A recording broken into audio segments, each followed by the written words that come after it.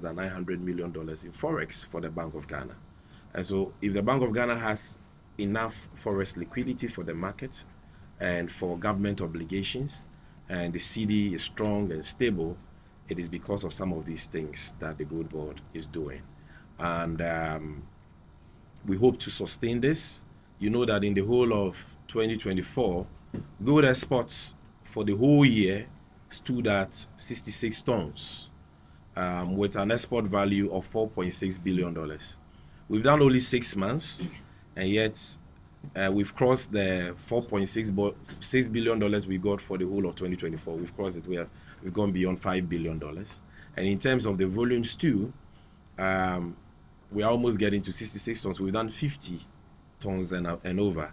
And we are optimistic that by the end of the next month, we would have hit the 60 tons. And we are doing all this so that we cut out the activities of enemies of the state, the criminals who have decided to engage in gold smuggling and deprive of our nation of the needed revenue for development and forex for currency stability.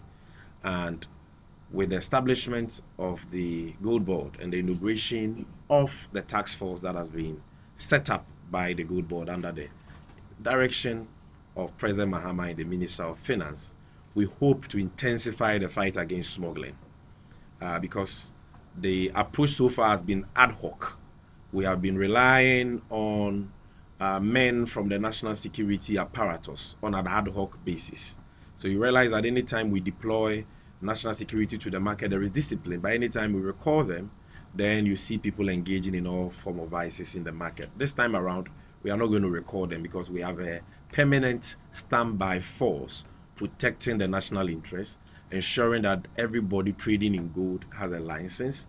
And to have a license means we have your data, we've done the necessary due diligence on you, we know the source of the money you're using to trade in gold, and we know it is clean money and not fraught with any money laundering or terrorism financing funds. And we also know that you are a Ghanaian, because foreigners are not allowed to engage in gold trading anymore. I think that has become a broken record. Everybody knows that. Most of the foreigners have complied with the law and have left. Others are still hiding in their rooms in Kumasi and Obuasi and other places, and we have picked intelligence on them. And in the coming weeks, you see us raiding most of their hideouts and arresting them and seizing their gold and so on. And this time around, we are not going to deport any foreigner. We are going to make sure that we prosecute the matters to the very end, because if Ghanaians will be prosecuted, then the situation cannot be different for foreigners who brazenly oppose the law. So we want to call on the media to help us to sensitize the public, particularly who desire to engage in gold trading or who wants to buy gold, to follow due process. If you want to know that an entity is licensed by the Gold Board to deal in gold, please go to our website, goldboard.gov.gh. Effective tomorrow, not today, effective tomorrow.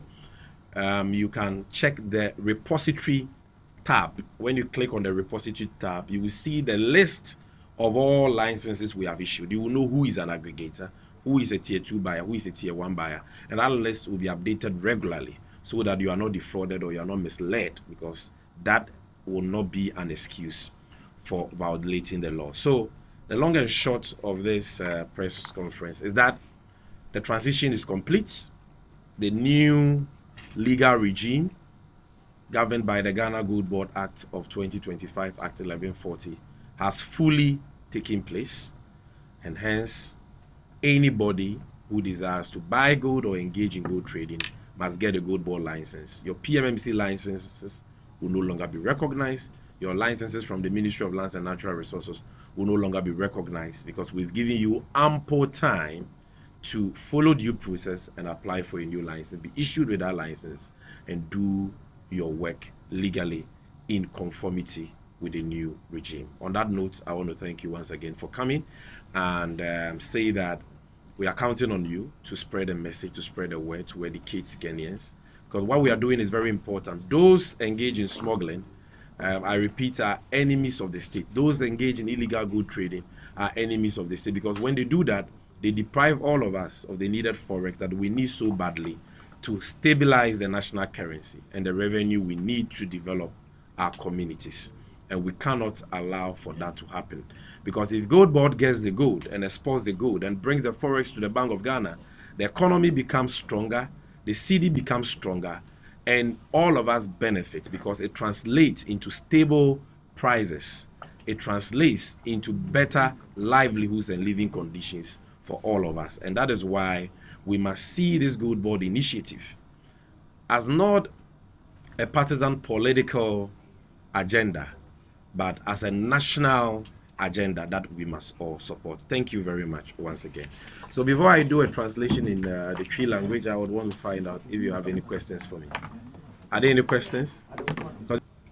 And it is something that we've thought of. And so we have to, we've put a lot of measures in place to serve as checks and balances.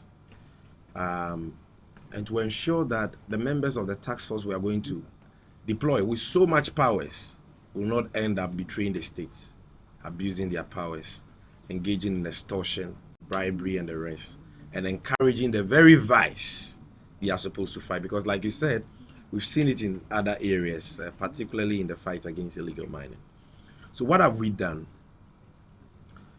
We are deploying technology to ensure that we check the members of the task force. Now, the GOLDBOD Act prescribes that GOLDBOD inspectors and any task force that we put in place, they cannot go to anybody's office, you know, to audit them or to check what they are doing, okay, without a written warrant signed by the chief executive officer.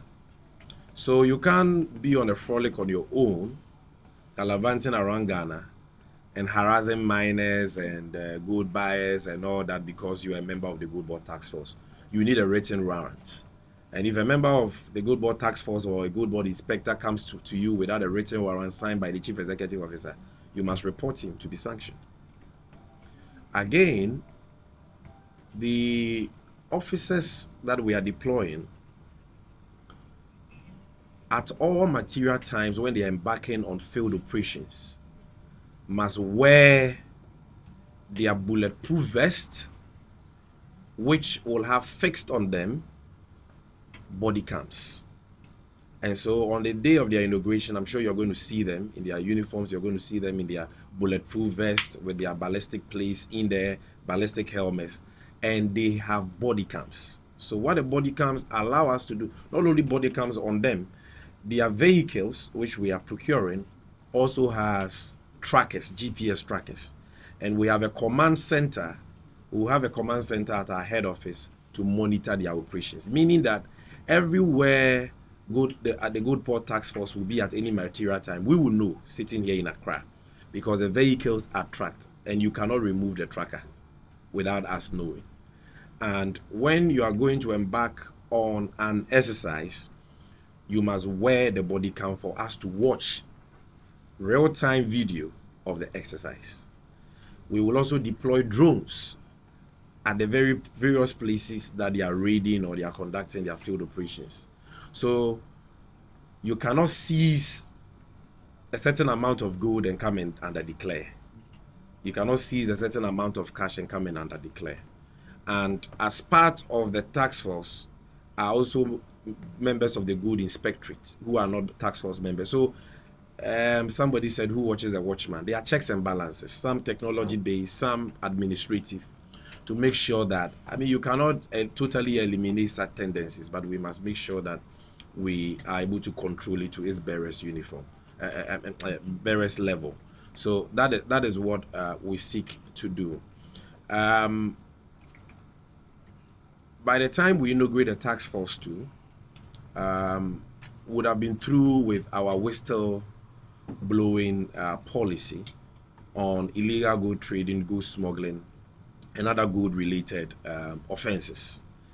We are developing a policy. Our toll-free lines are ready, and I'm sure on the 8th the president himself will put out the toll-free lines.